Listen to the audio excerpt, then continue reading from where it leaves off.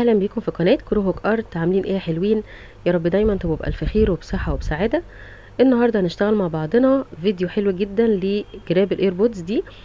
كانت طلبتها مني بسنت برضو من ضمن الطلبات اللي بوسي طلبها مني، فهعملها لك النهارده وان شاء الله هتتبسطي بالطريقه بتاعتها. سهله جدا وما فيهاش اي حاجه صعبه.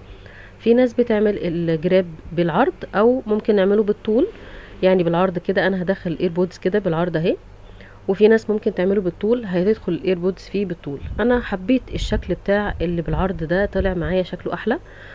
وطبعا احنا عندنا اشكال مختلفة كتير للايربودز نازلة في السوق، فانا جربت معاكم الشكلين اهو، ان كان ده او ده الشكلين جايين في المقاس اللي احنا عاملينه. فكل اللي انت هتعمليه انك هتمشي ورا خطوات الفيديو بس، والمقاس بتاع الايربودز اللي احنا عاملينه او الجراب سوري هو ده اللي هتمشي عليه، فهيمشي معاكي في كل الانواع، ما تشغليش بالك فيه يعني. وده مشروع حلو على فكره لاي بنوته مبتدئه برضو ممكن تعمله. كل اللي احنا محتاجينه اي بواقي خيط كليم عندك موجوده هتشتغل معاكي، وده حلو طبعا هيخلص معانا بواقي الكليم اللي عندنا. وكمان عايزين ابره رقم 8، ابره كروشيه وابره تنظيف، والجنش ده علشان هنركبه في الجنب، ومقص ومتر علشان ناخد المقاس مظبوط في الاخر. دي كل الحاجات اللي احنا عايزينها. هنبدأ دلوقتي مع بعضنا. شكرا جدا لكل تعليقاتكم الجميلة. كنت واخدة اجازة صغيرة كده ورجعت لكم تاني، هنشتغل مع بعض بقى. ما تحرمش من دعواتكم الحلوة جدا اللي انتوا مغرقيني بيها، وبالذات هالة محمد، ما تحرمش منك يا هالة. دعواتك حلوة جدا. معاكم انا ندى عبد الحفيظ، ولو دي اول مرة تشوفوا قناتنا يا ريت تعملوا لنا اشتراك او سبسكرايب، وما تنسوش تدوسوا على الجرس على الكل علشان توصلكم كل فيديوهاتنا الجديدة والحصرية، ويا ريت تعملوا لنا لايك وشير عشان كلنا نستفاد. ويلا بينا نبدأ مع بعض. يلا بينا نسمي الله مع بعض ونجيب طرفين الخيط ونحطهم مع بعض كده ونبدأ. اول حاجة هتحطي الابرة كده قدام الخيط وتلفي نص لفة، بعد كده لفة كاملة، تاخدي الخيط وتطلعي بيه من الحلقة الوهمية اللي احنا عملناها، وكده عملنا عقدة بداية. دي البداية اللي احنا عارفينها دايما في كل شغل احنا بنعمله. هنبدأ ناخد سلاسل، هناخد سلسلة التانية، التالتة، الرابعة، الخامسة، والستة. تمام، احنا هنشتغل على 5 سلاسل، ورقم 6 دي الزيادة اللي احنا عملناها علشان نبدأ ارتفاع السطر. هدخل في الحلقات اللي ورا الخلفية دي وهعمل غرزة حشو. طبعا وانا شغالة هنضف اطراف الخيط دي بالمرة كده ونقفل عليها غرزة حشو. ندخل في اللي وراها، دي رقم 1 اهي، حشو رقم 1. هندخل في اللي بعدها، دي حشو رقم 2. وانتي شغالة طبعا بندفن الخيط جوه الغرز. دي غرزة رقم 3 حشو، ودي غرزة رقم 4 حشو. الفيديو ده انا مش هجري ولا هقص حاجة ولا اي حاجة، على مهلنا خالص، وهو فيديو صغير وقصير، يعني هو مهما نطول هو مش طويل، الفكرة سهلة جدا وهتخلص معاكي بسرعة. دي رقم 5. خلاص كده احنا كده عملنا الجنب الاولاني، ما سحبتش الاتنين خيط مع بعض. ثواني كده نرجع تاني وناخدهم مع بعضهم هما الاتنين. طيب كده انت عملتي الجنب الاولاني 5 غرز في الجنب الاولاني ده. هنقص الاول كده الخيط الزيادة ده، خلاص مش عايزاه علشان ما يكعبلناش. نبدأ نشتغل بقى الناحية التانية، لان احنا هنعمل بيضاوي صغير قوي. هندخل في نفس الغرزة الاخيرة دي مرة تانية وناخد الخيط ونطلع ونعمل واحدة غرزة حشو في الجنب الاولاني او في الزاوية الاولانية. تمام، دي اللي احنا هنلف بيها للناحية التانية. طيب هنبدأ بقى نشتغل الناحية التانية دلوقتي بغرزة حشو رقم 1 اهي. هنعد من جديد عشان منتلخبطش. غرزة حشو رقم 2، غرزة حشو رقم 3،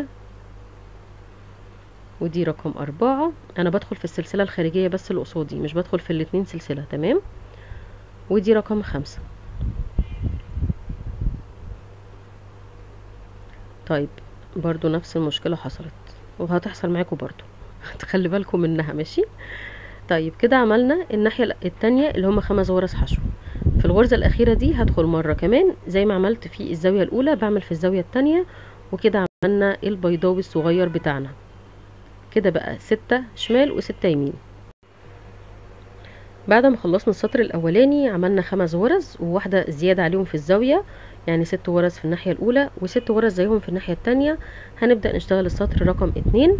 هنعمل غرزه كده ونحط ماركر بالخيط، بلاش ماركر بلاستيك هيتكسر معاكي مع الخيط ده تخين شويه عليه، فخلينا في ماركر خيط كده نعلم بس بدايه الغرزه الجديده بتاعه السطر التاني فين، ونبدا نشتغل بطريقه الحلزون اللي هو هنكمل ورا بعض السطور كلها.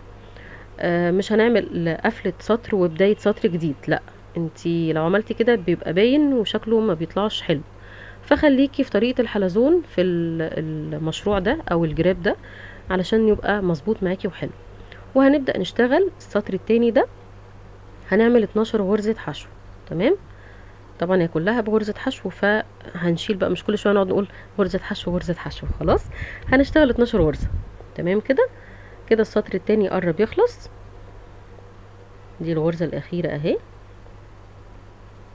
في ناس بتسيبها كده على الوش ده، وفي ناس بتعدل بتجيب الوش اللي هو اللي بره ده، المفروض يعني وانتي بتشتغلي بتقوس منك الشغل او بيقلب منك، فالقلبه دي في ناس بتسيبها زي ما هي وفي ناس بتعدلها كده، دي كده عدله الشغل المفروض، والقلبه هي اللي بتبقى جوه. تمام. في ناس بتسيب القلبه عادي هي اللي باينه من بره وبتدي شكل حلو برضو، يعني وش شغل الكروشيه دايما ليه وش وظهر، ففي ناس بتحب تسيبه على الوش وناس بتحب تسيبه على الظهر عادي. انا بحب الوش بصراحه، يعني وش الشغل هو اللي بيبقى باين قصادي كده.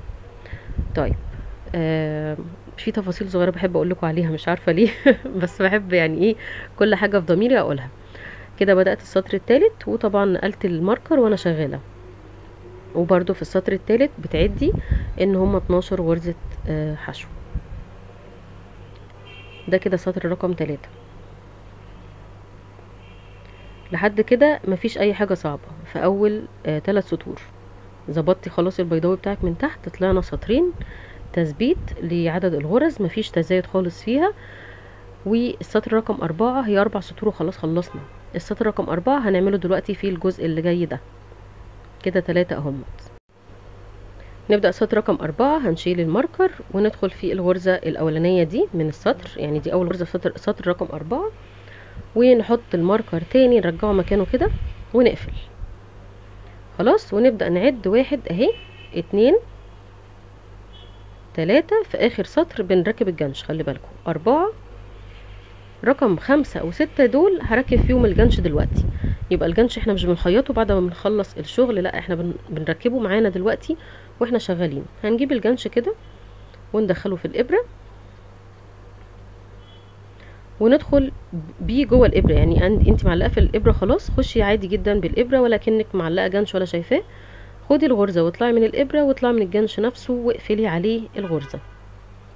خلاص ممكن لحد كده حلو جدا، وممكن تزودي لك غرزه كمان. نخش تاني في الجنش وندخل في الغرزه، ناخد الخيط نطلع من الغرزه ومن الجنش نفسه، بس بالراحه اوعي تكسريه، وتقفلي عليه بعد كده بالغرزه بتاعتك بس كده، وكملي بقيه الغرز عادي جدا. طبعا لو عايزه تشتغليه بالجراب يبقى بالطول مش بالعرض كده، هتقللي عدد السلاسل، يعني هتبداي مثلا ب4 سلسله وتزودي عدد السطور، دولت 4 سطور ممكن تعمليهم 5 أو 6. خلاص ده لو انت عايزه تعملي شكل تاني. طبعا عايزه اشوف تطبيقاتكم ابعتوها لي، وانتوا بتبعتوا لي بقى بلاش تقولوا لي والنبي حضرتك، يعني بلاش بالله عليكم بلاش حضرتك كتيره دي بتكبروني. انا النهارده يوم 14/9 اليوم اللي نازل فيه الفيديو ده هتم 35 سنه، فاعتقد ان احنا سننا قريب لبعض قوي، فاعتبروني مثلا اختكم الكبيره، وانا بقول لكم اسمي في بدايه الفيديو ندى، فقولوا لي ندى عادي، مش هزعل منه. واكيد هبقى طبعا سني صغير بالنسبه لناس كبيره بتشوفني، فاعتبروني بنتكم وبتقولوا لي ندى عادي. في ناس كبيره كتير متواصلين معايا وعادي بيقولوا لي ندى، بس حضرتك دي بتطلع من الاصغر مني دايما، فانا مش حضرتك، انا سني قريب منكم جدا. قولوا لي ندى في الرسائل لما تبعتوا لي، واحنا اخوات لبعض بنفيد بعض. ومبسوطه جدا ان في ناس بتقول لي بدات مشروع، اعمل مشاريع شنط وراكي وبدات ابيع، بتبسط جدا بالنتائج دي بصراحه، فربنا يوفق كل حد بجد. كده خلاص احنا خلصنا، قصينا الخيط، قفلت بمنزلقه، هروح انضف طرف الخيط الصغير ده، وتعالوا نشوف بقى المقاس والوزن. وصلنا لنهاية الفيديو بتاعنا، ناقص بس حاجتين هنعملهم. هناخد المقاس بالسنتيمتر علشان يكون ده المظبوط معاكم، وهناخد وزنها على الميزان. خدت قد ايه خيط؟ العرض 10 سنتيمتر والطول 8 سنتيمتر. تمام. تعالوا نتأكد من الجراب التاني كمان ده المقاسات بتاعته طالعة ايه معانا. 10 سنتيمتر برضو و8 نفس المقاس تقريبا هما الاتنين. حاولي يكون سمك الخيط متساوي مع بعض او قريب لبعض في كل جراب هتعمليه علشان تطلع المقاسات قريبة من بعضها كده. لو انتي بتشتغلي طبعا مجموعة يعني مع بعضها وهتورديها لحد، زي ما قلت لكم ان الجرابات دي ممكن تبقى مشروع حد مبتدئ يعمله ويبدأ منه. هناخد دلوقتي الوزن طبعا بالميزان. ازيكم؟ بس مستنيه ميمي تيجي. عامله ايه يا موكا؟ الحمد لله. يا رب دايما. شكرا. الميزان بتاع الخيط بقى خدت 70 جرام خيط. بصوا التانية كمان 70 برضو 70 جرام خيط. اتنين واحد. واخدين نفس الخيط هما الاتنين. ممكن تشتغلي باي نوع خيط طبعا. تنفع الجرابه دي تنفع هدايا حلوه جدا تتعلق في الشنط لاي حاجه. ايوه في الشنط. وممكن كمان تتعلق في المفاتيح او اللي هي العلبه بتاعه البنطلون. صح، ده لزوم الشياكه اكتر بقى. يعني ميمي بتحب تشهص الحاجه. حلوه ميمي قوي. انا عملت لي واحده لعيد ميلادي. كل سنه وانت طيبه يا مامتي. انت طيبه يا روح قلبي. شكرا. دايما في حياتي كده موكتي قلبي. طلع شكلها حلو جدا. هستنى رايكم وتعليقاتكم وطلباتكم طبعا في الكومنتات. ابعتولي. تنسوش اللايك. باي باي. باي باي.